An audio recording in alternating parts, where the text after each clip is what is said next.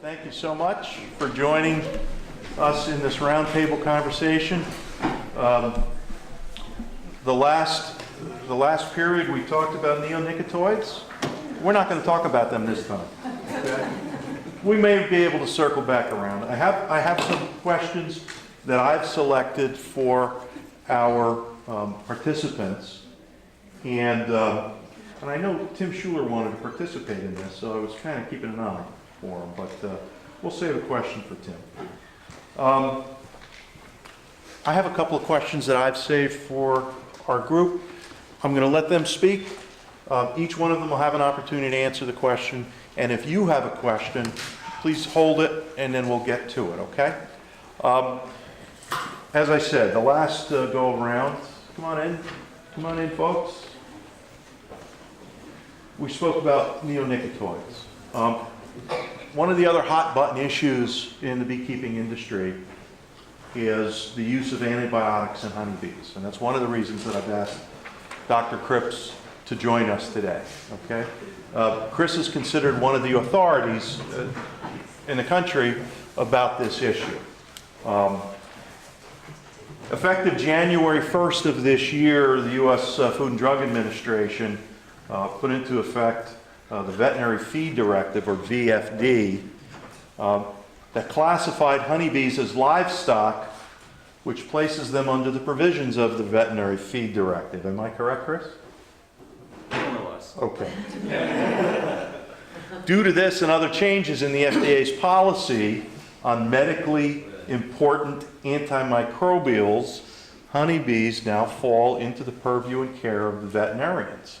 In short, beekeepers who wish to treat their hives with antibiotics, whether for European foul brood, chalk brood, now have to get a prescription from a veterinarian. In order to do that, obviously, the vet has to come out and inspect your hives. You have to have that relationship, okay?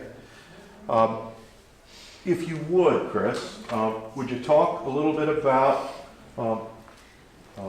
antibiotics, which antibiotics are used by beekeepers, okay? And how do these changes in the law affect bees and beekeepers? And will it help or hinder our hives going forward? Hello, Dagmar. I'm sorry.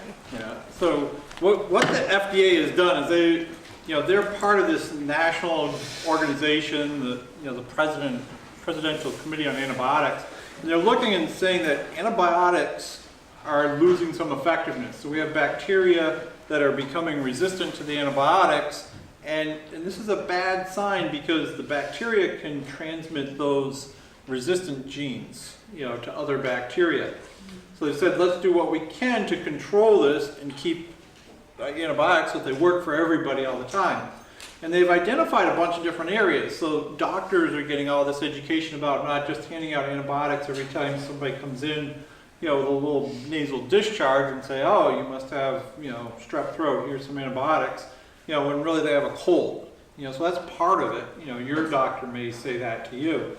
On the other end of things, they took all the over-the-counter antibiotic approvals in food for food-producing animals and removed those approvals.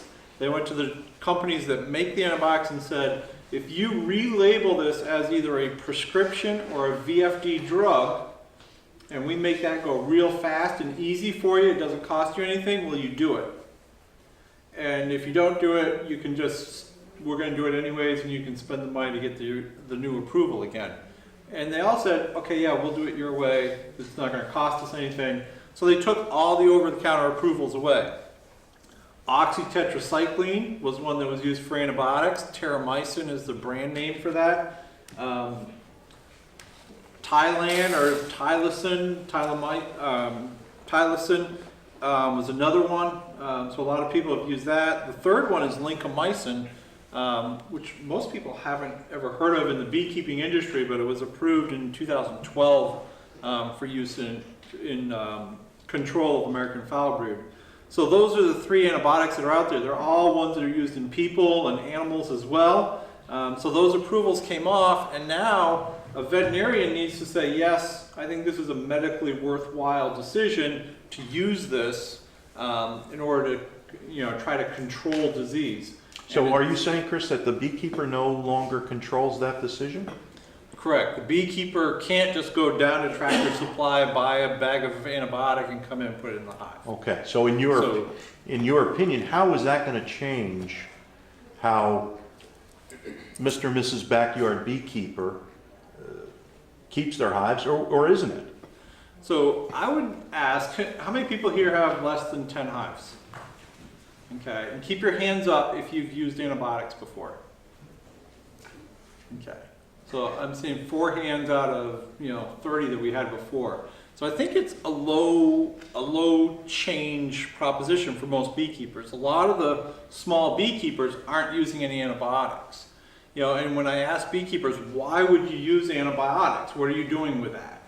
And most people say, because somebody told me to. Which is not really a good reason to do much, but sometimes it is, because we tell you to do mite treatments, so maybe it's a similar thing. Okay. You look hot to trot. Just 1 second, please. We're going to go around this table first, okay? So our thing at Better Bee, we don't sell antibiotics anymore. So if you need antibiotics, we'd send you somewhere else. I can get antibiotics, from our veterinary distributor. If it's a client that I had that I was working with, then I could give them antibiotics. But most of what people are doing is giving oxytetracycline into a beehive to try to prevent American foul brood. And it's not on the label for prevention of American foul brood, it's on the label for control of American foul brood, which for the veterinarian means you need to have had American foul brood for us to be controlling its spread to other hives. So most people haven't had it, they're just trying to give it and hope they never get it. I don't think this is a bacteria that is ubiquitous in the environment and you need to treat it all the time to try to keep it at bay. I think when you have cases in an area, you may want to treat to control the spread. But if you have if you have old equipment that's full of scale, or has been exposed to American foul brood, you might be better off to destroy that equipment and not use it anymore, get new equipment and get rid of this infection. And then you don't need to give these antibiotics all the time. I'd like to get Grant's take on this as a commercial beekeeper. Now, obviously, most of us here in the audience are just backyard beekeepers. As we know, Grant is a commercial beekeeper. His experience is going to be a little bit different, but what is your experience and your take, Grant? I tend to agree with you. If you have disease in your operation, the best way to eliminate it is to get rid of it, and that is to destroy it, Tim. to burn it. At the same time,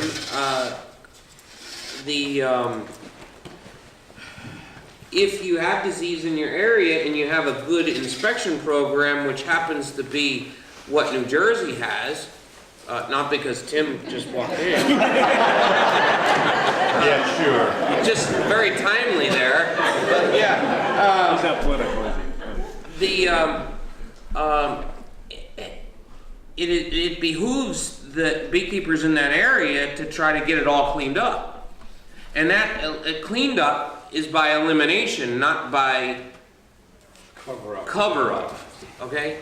In my own operation, we generally don't use it at all. And I'm one of the very few commercial guys that does not use it prophylactically.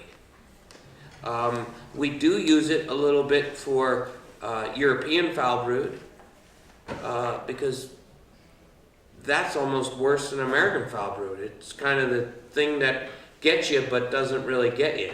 Well, and European is a different bug than American. So when you use it for European, you've got a good chance of curing the bug and curing the infection. Correct. As opposed to the American foul brood where you're just covering that up.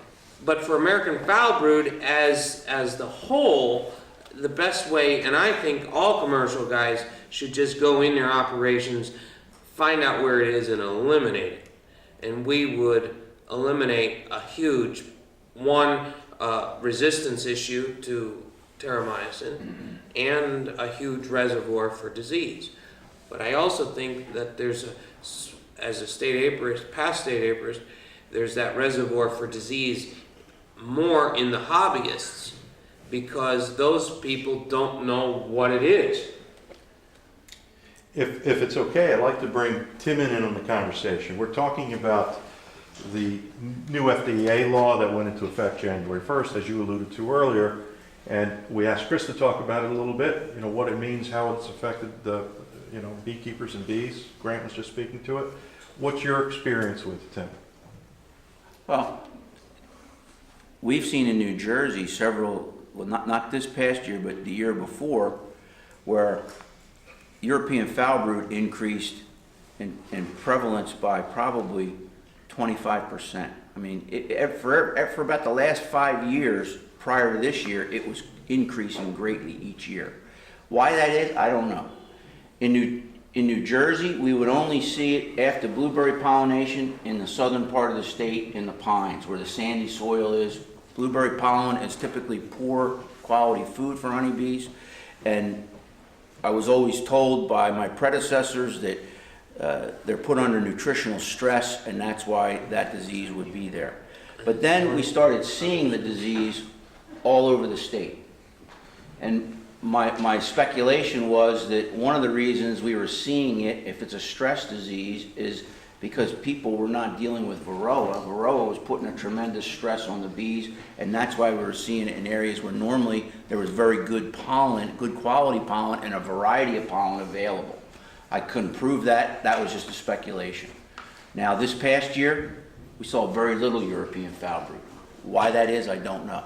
I was concerned as these new regulations came on board that that beekeepers that needed to be able to have access to tetracycline would not be able to get it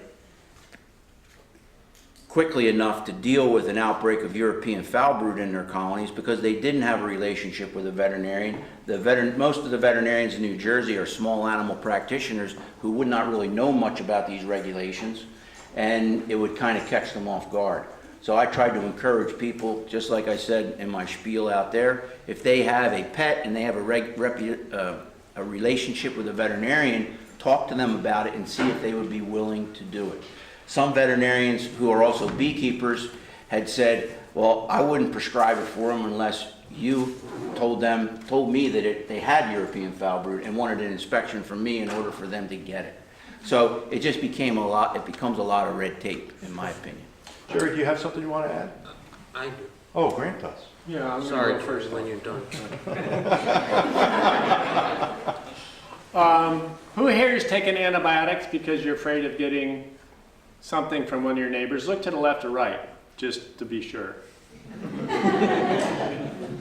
And this gets back to treating prophylactically that's already been mentioned. You have two stages of American foul brood. The vegetative state, where it's growing and killing the thing, and then when things get tough, this organism forms a spore, like a seed, that is impervious to wind and rain and UV and everything else. And so get back to what Grant was saying, to destroy it means burning colonies, getting rid of those spores, because those spores are getting ready to germinate in the proper conditions. And I think a few years ago, USDA announced that they had spores in their lab for like 40 years that could still germinate. So this is a big deal. European foul brood, as Chris said, isn't spore forming, so you can wipe it out. And so you really need to know what you're looking at, what you're looking for, and then how to treat it, how to manage it. There again, as I said in my talk earlier, you have to be smarter than I was when I started beekeeping, because there's so many other things and all these nuances as stuff comes together. So I also run a website, bvets.com is one way to get there. Veterinarians can come there and say, I'm interested in working with beekeepers. There's 5 that have said that. They publish their phone numbers and their towns. But if you go to that bvets.com website, find a vet, type in NJ for New Jersey, it'll come up. So I've got Andy Anderson, Madison, Dina Balsama in Mullica Hill, Thomas Curo in Middleton, John Higgins in Belmead, and Colin McDermott in Mount Laurel. I don't know how that Terrific. covers the state, but there's Well, five it's there a, that it's have a said great, they're it's a interested. source, and that's a start. And I think Tim alluded to it earlier, it's a start. But if you have a vet, obviously, and you have a relationship, that's probably a good place to start. And if they can't help you, maybe here. Grant, one, Jerry, you've been around a little bit longer than Chris in the bee industry, I think, but in my personal opinion, I think a lot of this resistance in the foul brood due to terramycin, et cetera, started around the time where the bee supply places were making Patties? the patties, the grease patties. It's just a gut feeling. No, it's not a good feeling. You're Okay. absolutely right. Okay, grease patties, pre-mixed, et cetera. Now, what I understand is if I have a vet certificate or a vet prescription, I can go to somebody like Man Lake and get the pre-mixed stuff. In my opinion, the pre-mixed stuff does not work as well as if I mixed it myself. You're misdosing and then you encourage resistance. Okay? So I think it's lighter on the premix. It's just my own opinion. I'm not saying it is or isn't. So, and colonies that you put the premix stuff on did not seem to perform as well as colonies that you mixed yourself. Is that the only way to get the terramycin now needed in a premix situation? So there's two different ways that the veterinarian can do it. They can write, you can have a veterinary feed directive, that looks like a prescription. The veterinarian has to fill that out and give that to you, and that's what you would give to Man Lake or Dayton, are the two that I know that are selling those now. And you would get a feed form of Oxytet, so that's the only drug that's allowed, and it would be mixtures. It would be the patties, or it would be the premix, in the shaker cans or whatever. For the veterinarians, that's kind of nice because now you can get a 5-dose can rather than having to get a bag, like Grant's trying to get to. The other way to do it is the veterinarian has to write a prescription, which for a lot of veterinarians is real easy because they know how to do that. They've been doing that already. They can order the oxytetracycline. So terramycin as a brand name isn't out there, but oxytetracycline in a bag. You get a 5-ounce bag. It's probably about 10 or 20 bucks. It'll do 170 treatments. So we can still actually purchase TM50 or TM100? It's the 343. 343. And mix it Through with the powdered veterinarian. sugar and apply it the way we always did in the past. Right, but you need to get it from a veterinarian, or they need to write you a prescription so you can get it So from an online my pharmacy. follow-up question to that is, okay, I get that. Now where do I buy it? So you're either going to have to go to an online pharmacy, or the veterinarian's going to have to get it for you from one of their suppliers.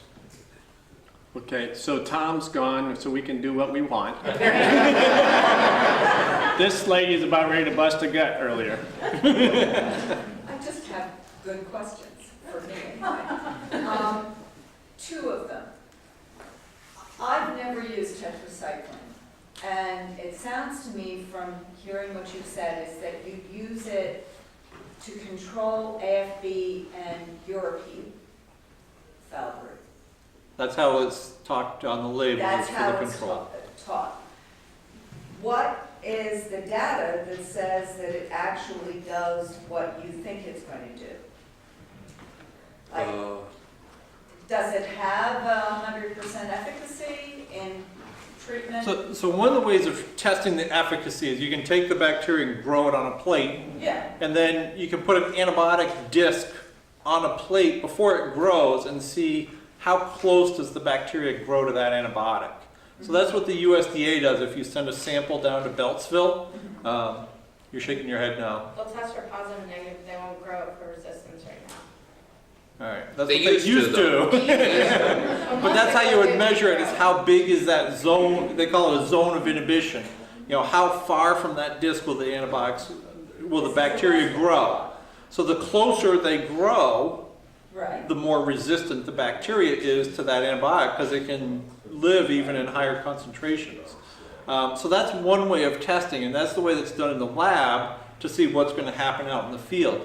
The trouble in the field is, so I'm a beginner beekeeper. I just bought a package. I put it in my hive. My mentor told me I better put some antibiotics in there. I called the vet. They gave me a little bit. I sprinkled it in there. I didn't get American foul brood. Did it work? I don't know any beginning beekeepers who've ever been recommended that. Right. Well, that's the way it was in the 80s when I started with bees. I was told It to was do common that. practice. That was very common. If you read books, some of the old But books, not in the last that's 10 still there. years. So, but now what you're trying to prove is a negative, which is hard. To say it didn't, I didn't get American foul brood because I had that antibiotic in there. Yeah, that is something. And realistically, that antibiotic in the colony is only about 3 days worth.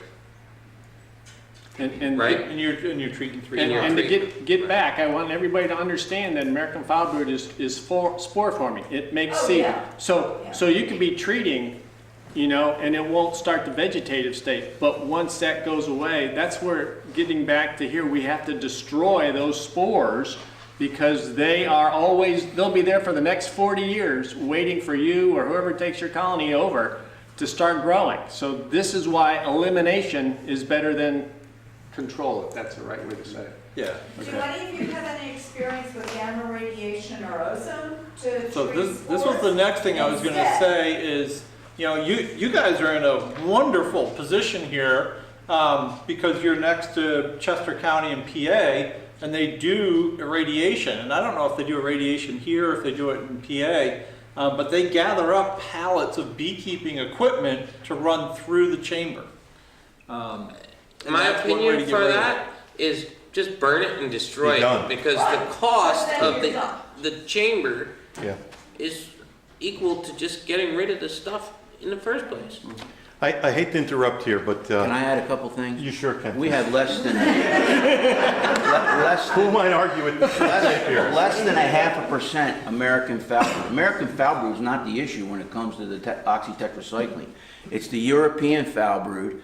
18,000 colonies come in for blueberry pollination, and a lot of those beekeepers do not grant prophylactically treat before, because if those colonies break down with EFB, they're not going to produce honey. They're going to have to be patched up, and it's going to go bad for their operation for the rest of the season.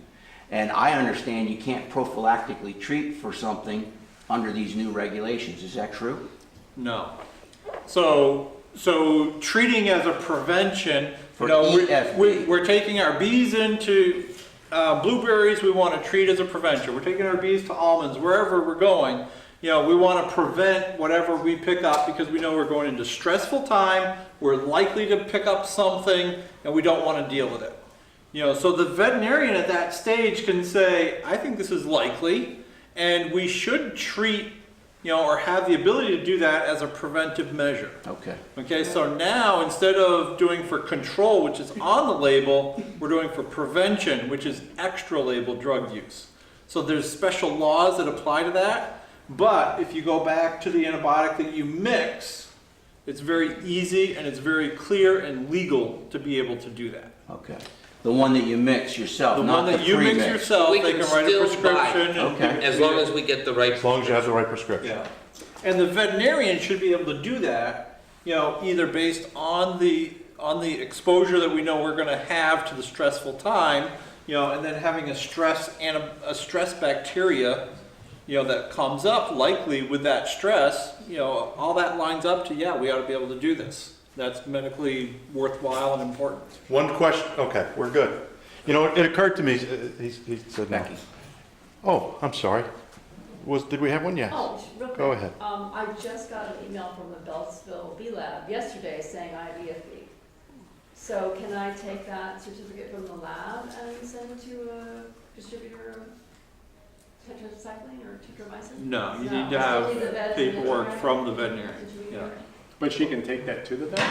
Well, You could take that to the vet. Technically, the veterinarian needs to go and know that you have beehives. Well, that's not gonna happen. I don't know a vet who does bees, so Mhm. that's not realistic, really. So I listed off that website, there's 5, I don't know if any of them are Bell close to Mead's you. is and- Well, you got that right here. It's not that far. Jersey license though. The Bell Mead location that he said is not far from us.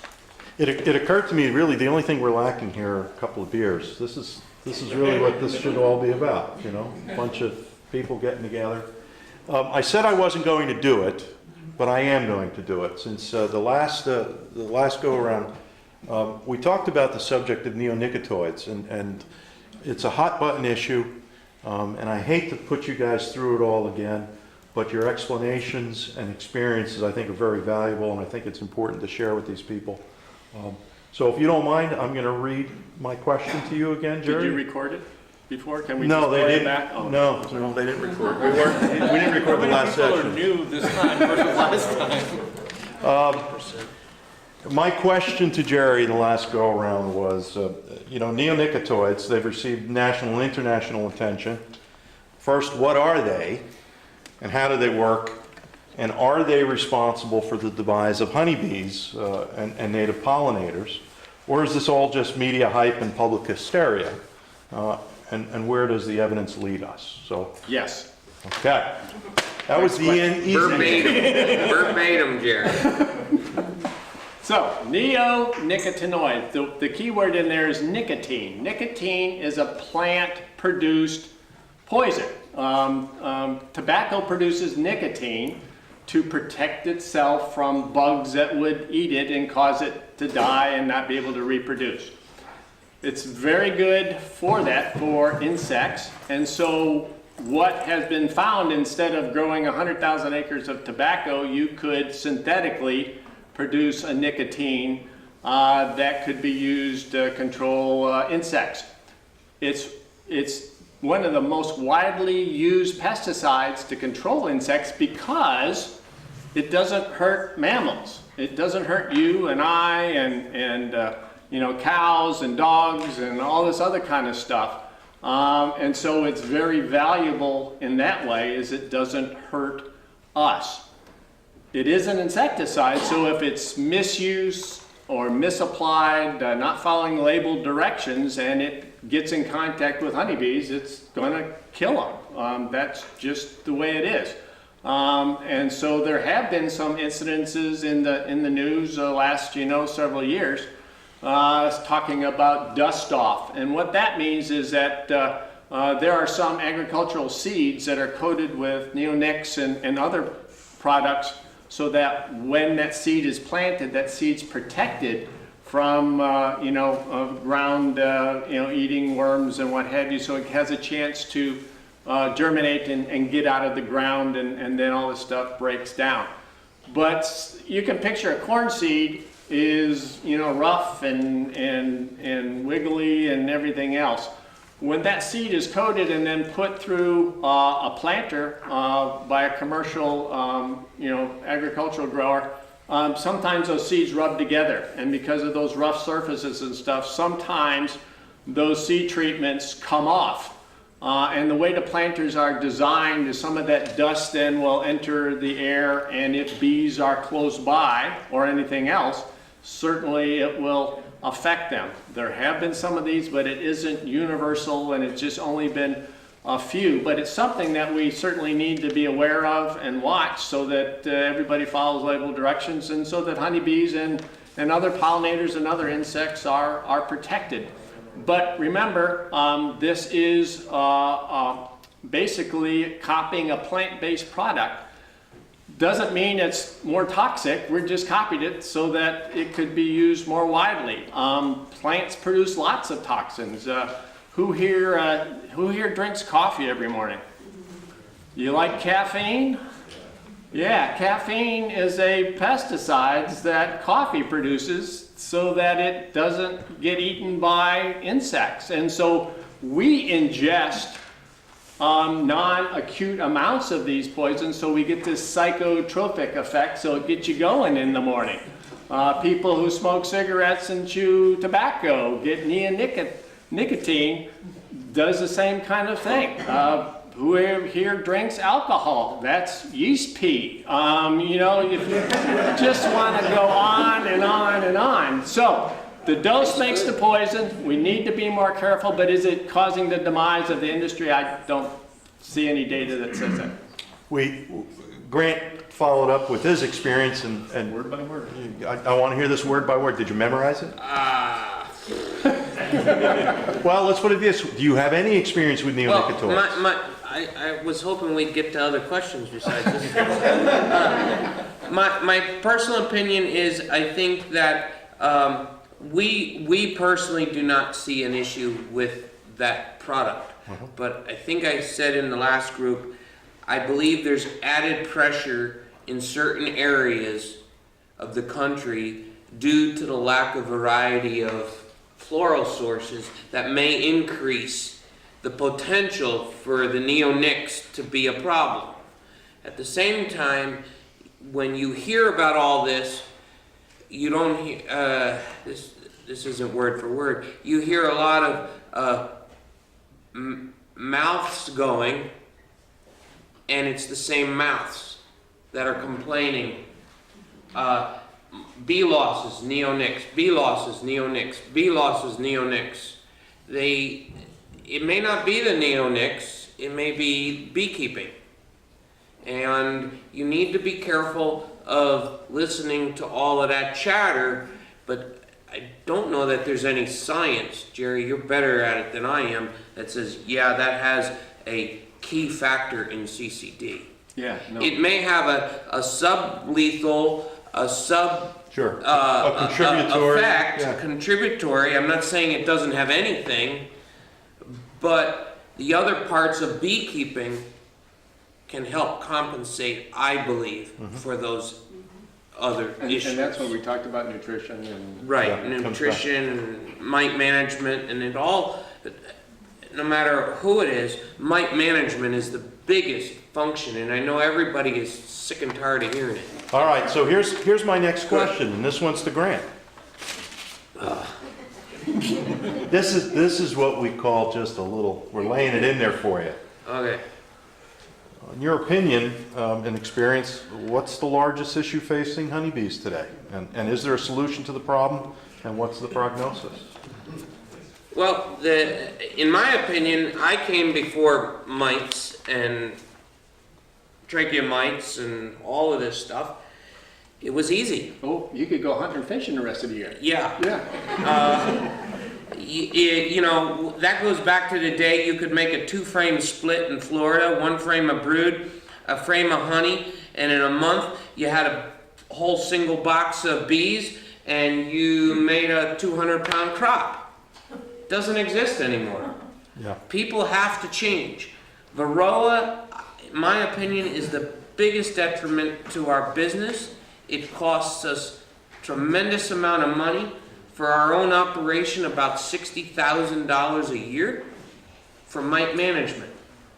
The people who are managing their mites in the commercial side and the hobbyist side are people that are effectively staying in business. They're profitable, even though it's very expensive to manage the mites. People that are complaining about bees dying are not managing their mites correctly, in my opinion. It's very complex, and what I knew last year is changing every year in the combat of mites, because mites are evolving faster than I think we can keep up with. Well, and that's the best thing mites do, whether it's apple mites or any other kind of mites. Right. All they do is develop resistance to everything super Right. fast. So yes, you're right. And I'm afraid that we really only have one good tool that really works well, which has been really on the market 30 years. It was on the market, off the market, it's on the market now. It's the only thing that I feel works very well.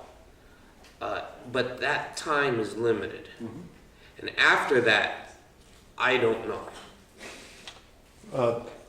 Chris, would you like to weigh in? Do you have any disagreement? I think he's spot on. Mites was a big deal. When they were first coming out, I remember writing letters to people about, this is the problem you're having, this is what causes them. We're talking about, put 2 Apistane strips in the fall, and, if it's really bad, maybe you'll need to do it in the springtime too. To now, I mean, that just doesn't work anymore. And, we learn something every year. We talk to all the people that call in, they say, my hives are dead, what happened? This whole thing of the mite bombs and the fall losses, the December losses, it's all hitting home to what you need to do to keep these under control. And people that do, it's amazing. We come in, we started in with Better Bee. People come in, why did all my bees die? My bees all died. My bees all died. What's going on? We talk about mites. You need to keep your mites under control. And the next year we've got somebody comes in the store, they want to know why my bees all die, and somebody else walks in the store and I say, hey, Nancy, how'd your bees do this year? Well, they're all alive. This hive's doing this and this and this. And I said, they're all alive. You didn't lose any hives. 15 hives, you didn't lose any hives. Well, why would I? I got my mites under control. And it's just, we hear that over and over and over again from people that get the point, and then it works. Under control is 0 levels. Zeros. Yeah. That's where you need to be to stay in business. That's it. Jerry, did you want to weigh in? Anything No, you want to add, Tim? No, I think. Tim, you have something you want to add? I know you talked about that earlier.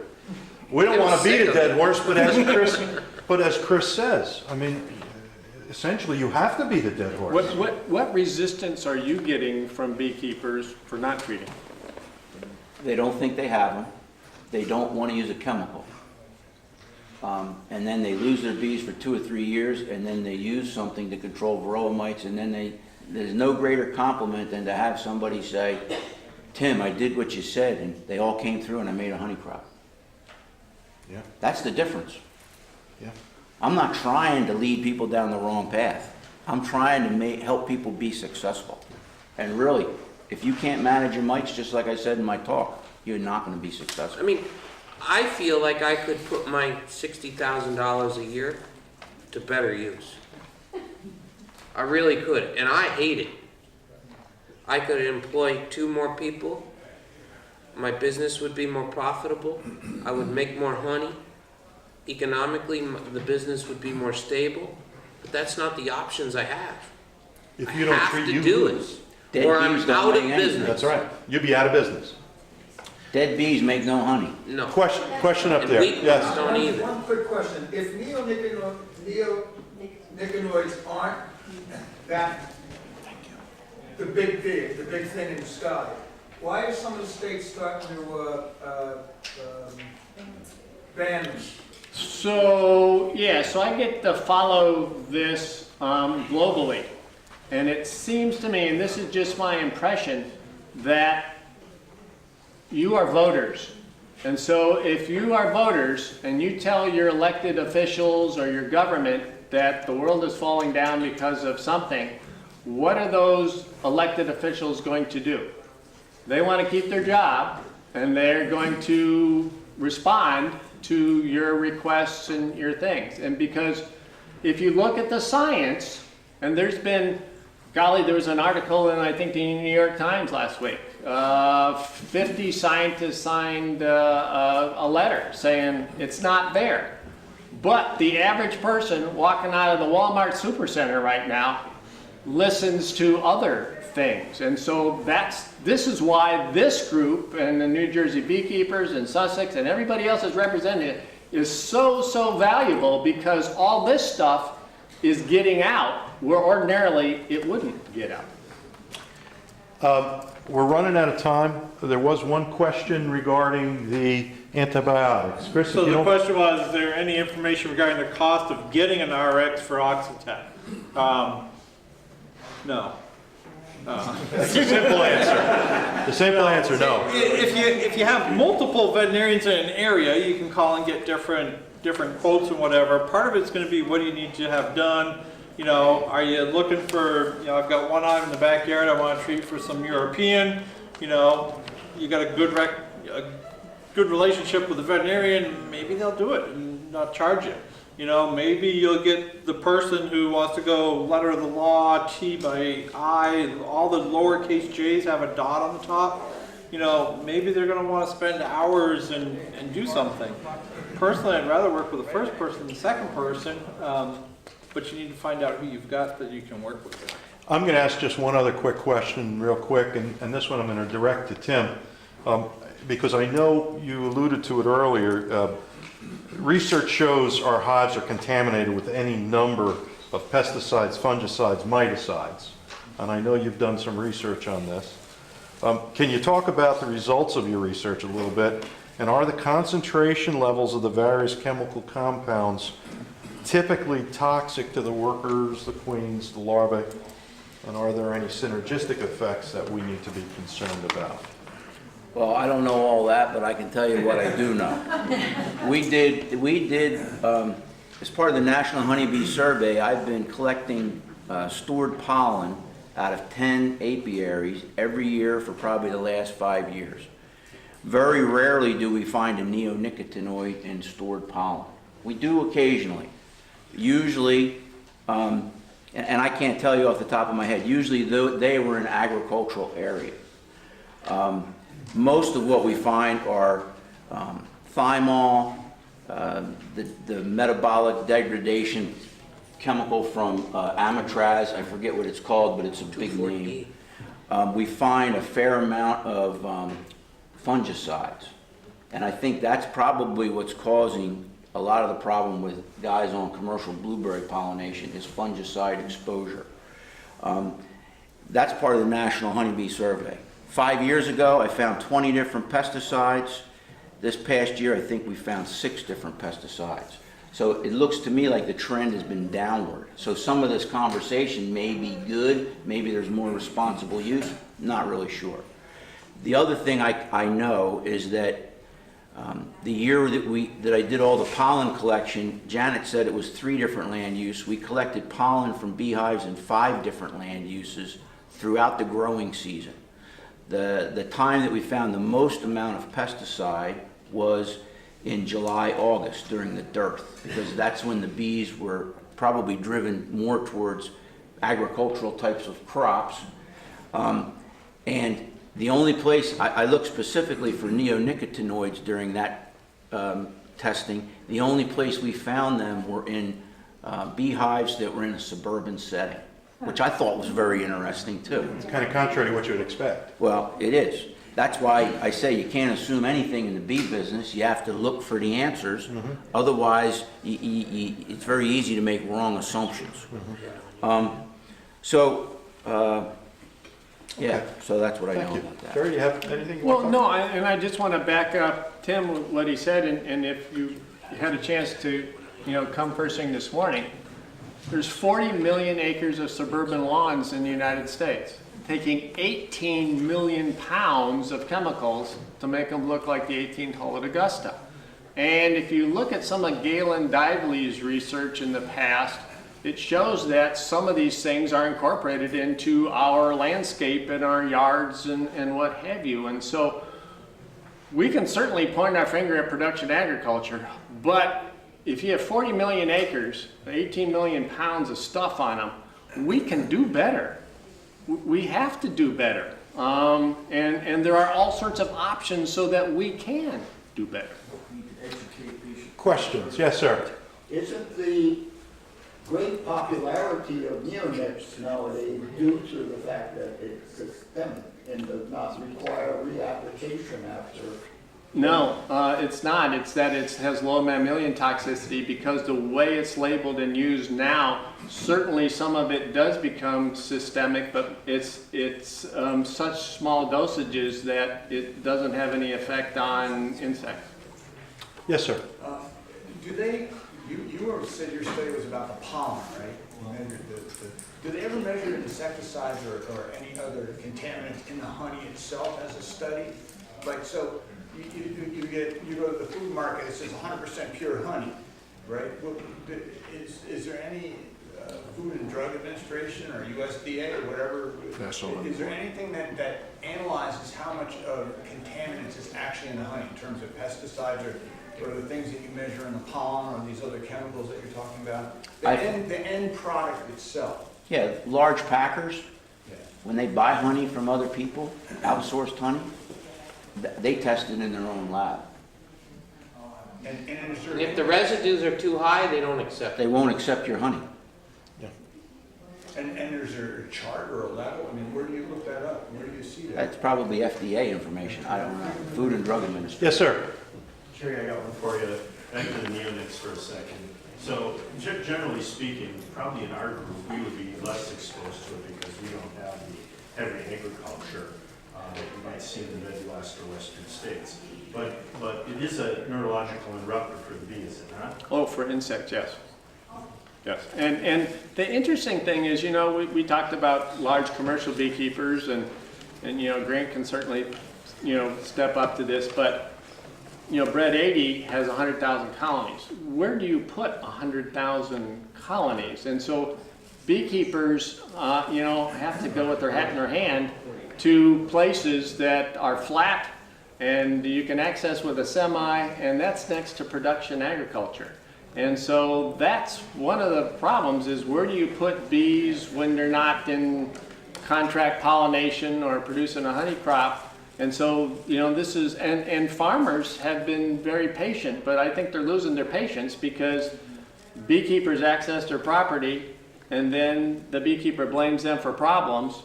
And so this is, we can't do this in agriculture. We can't have one part of agriculture pointing its finger at another part of agriculture. I think a lot of it's just misinformation. Ellie, yes, go ahead. And you and I talked about this sometime before the Neonicotinoids. I'm taking a master class in conservation. Thank you. I know what that is. With Jane Goodall right now. I'm right in the middle of it. And the last lesson that we had, she spoke about neonicotinoids. Now, this is about worldwide stuff. This is not about honey. There's no attack going on whatsoever. But she actually spoke about neonicotinoids being used. We're talking about the immense lawns along the landscape.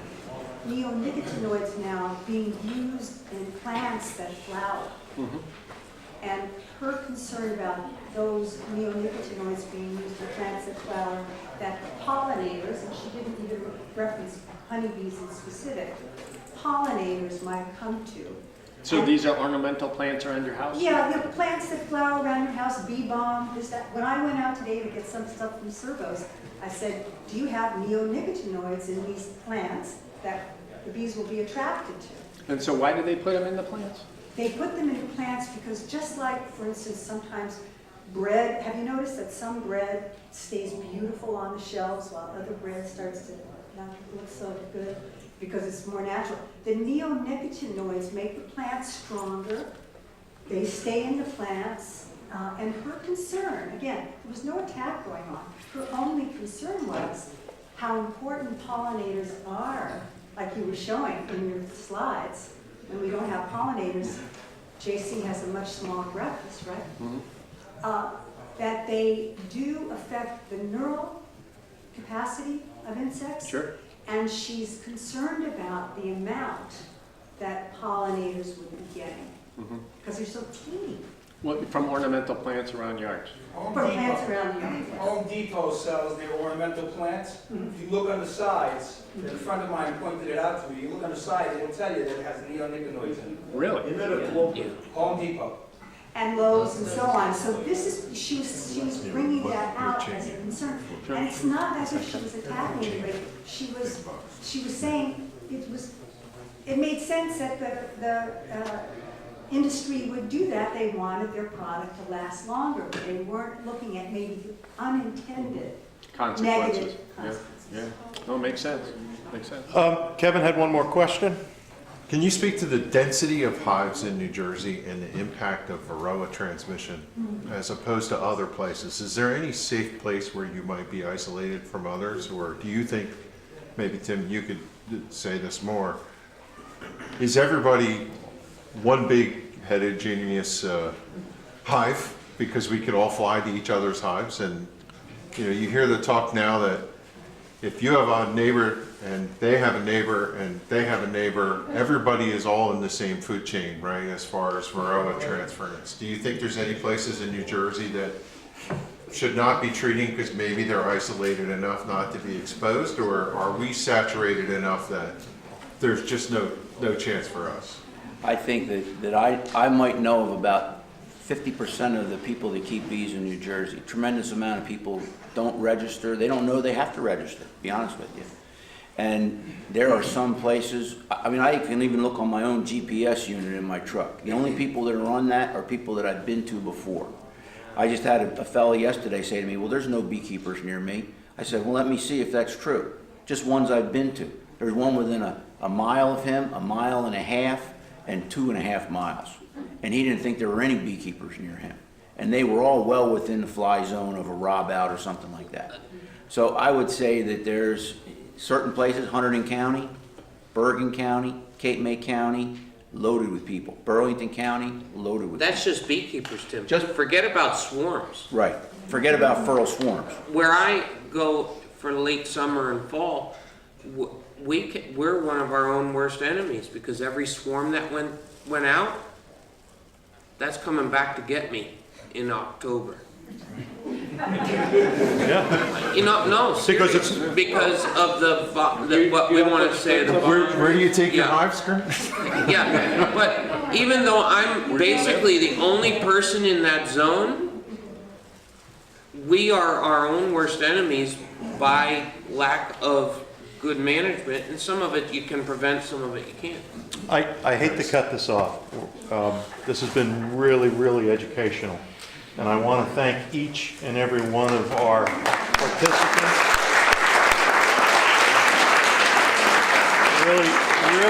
Really outstanding stuff. I wish I could figure out a way we could do this for like an entire day, you know. I know you'd be burnt out. Jerry, you'd be worn out, wouldn't you?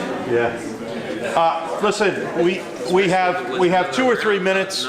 If you want to go and grab a bottle of water or soda or something like that, just please make it quick. Come back to the main auditorium. Jerry Hayes brings the classroom to Sussex County, so please come back and join us.